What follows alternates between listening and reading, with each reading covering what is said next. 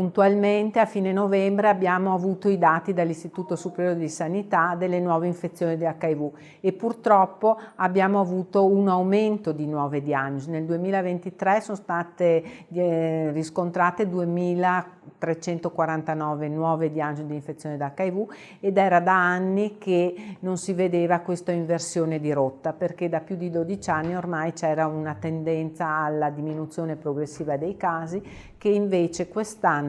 ha mostrato un aumento, anche se non siamo ancora arrivati ai livelli di pre-pandemia Covid.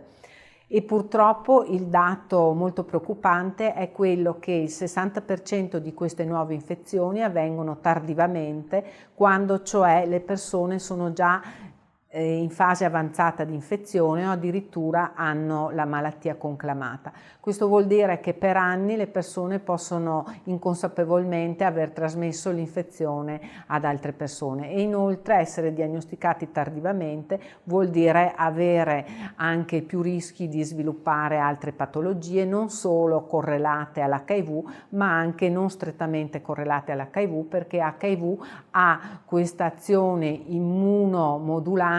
o meglio di infiammazione, di induzione di infiammazione cronica che determina un peggioramento o comunque una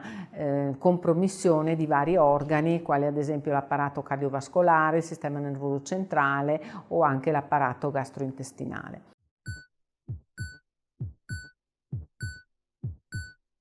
Noi attualmente abbiamo un ambulatorio dedicato alle persone con infezione da HIV presso il nostro centro di malattie infettive dell'azienda ospedale Università di Padova. Seguiamo all'incirca 1800 persone che vivono con infezione da HIV.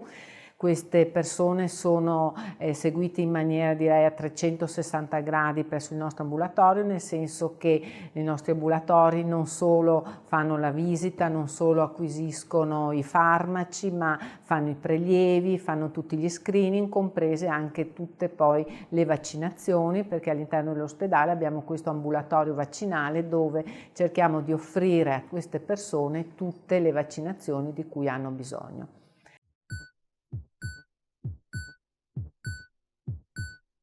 Abbiamo un ambulatorio multidisciplinare in cui lavoriamo in collaborazione con la clinica, la divisione ostetrico-ginecologica e con la pediatria. Abbiamo portato a termine ben 93 gravidanze in donne HIV positive e possiamo dire con orgoglio che sono nati tutti bambini sani, quindi questo a valorizzare l'importante attività multidisciplinare che facciamo, che prende in carico la donna in tutti i suoi aspetti, non soltanto quelli clinici ma anche da un punto di vista sociale, da un punto di vista culturale, in modo tale da portarla nelle condizioni migliori al parto.